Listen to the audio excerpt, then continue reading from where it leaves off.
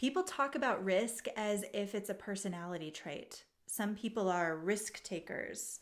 Some are cautious, some are conservative, some are bold.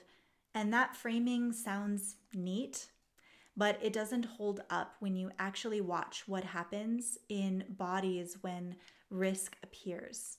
And I love watching this in the events that we hold, the simulators within the world of the prestige.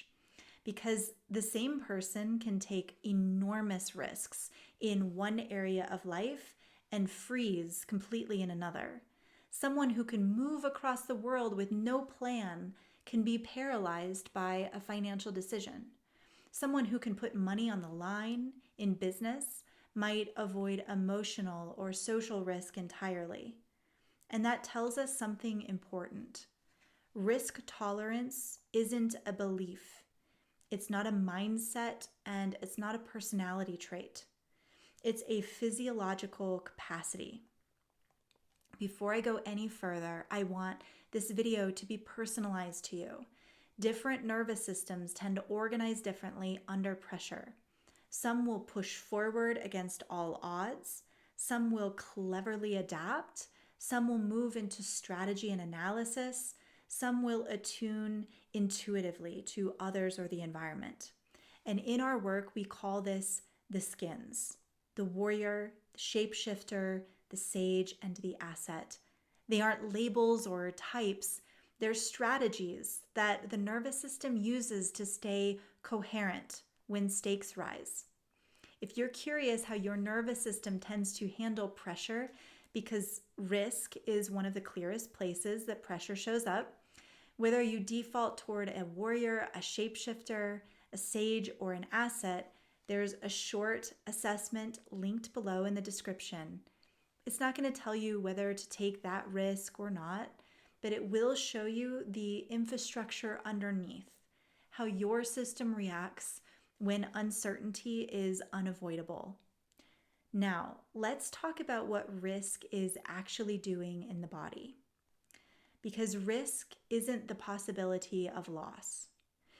Risk is the experience of uncertainty, an open loop without resolution. When you take a risk, your nervous system has to hold not knowing.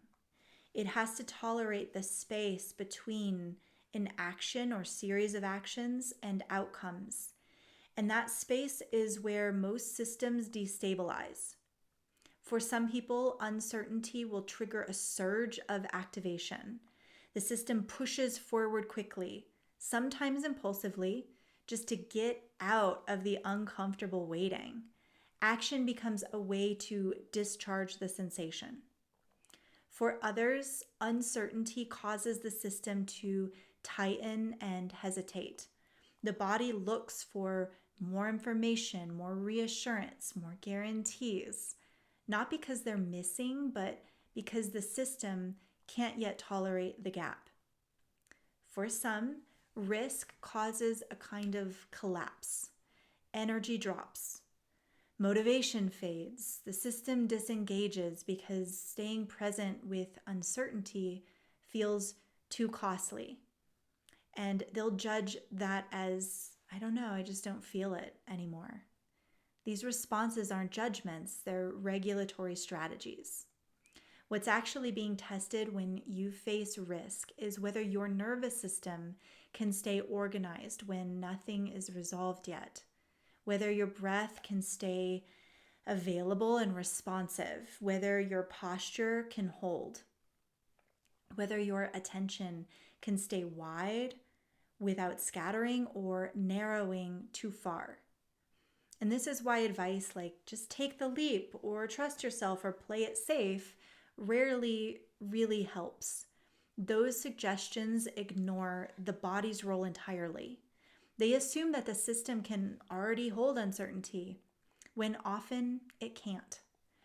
When capacity is low, risk will feel dangerous, and when capacity increases, risk feels workable. That doesn't mean that you suddenly became swashbuckling and reckless. It means that you can feel uncertainty without immediately trying to escape it.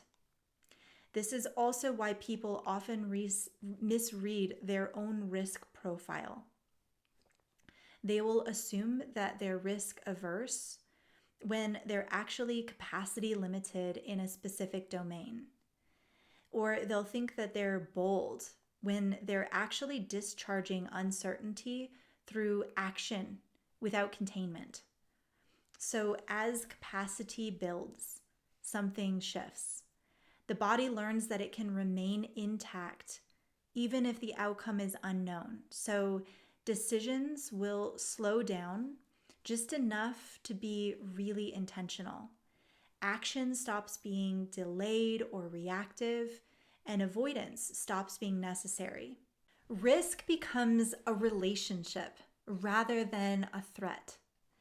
If you've struggled with risk around visibility, new growth, around money, it doesn't mean that you lack courage.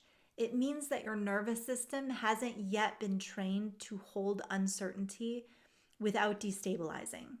And that is a trainable capacity.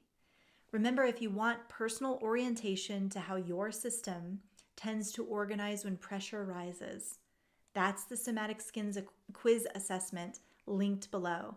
It's the opening to a deeper conversation between your body and your mind. But if you want to build the capacity with us to stay present with uncertainty rather than rushing or freezing or doing weird stuff, then that is the work that we do inside of the Prestige. We love it. Risk doesn't ask you to be fearless. It asks your nervous system to stay with what isn't resolved yet. Thank you for joining me this far in this series. I hope you're enjoying it as much as I am and sharing it with you. Please do consider liking and subscribing to the channel. It helps us out a lot, and I'll look forward to seeing you next time.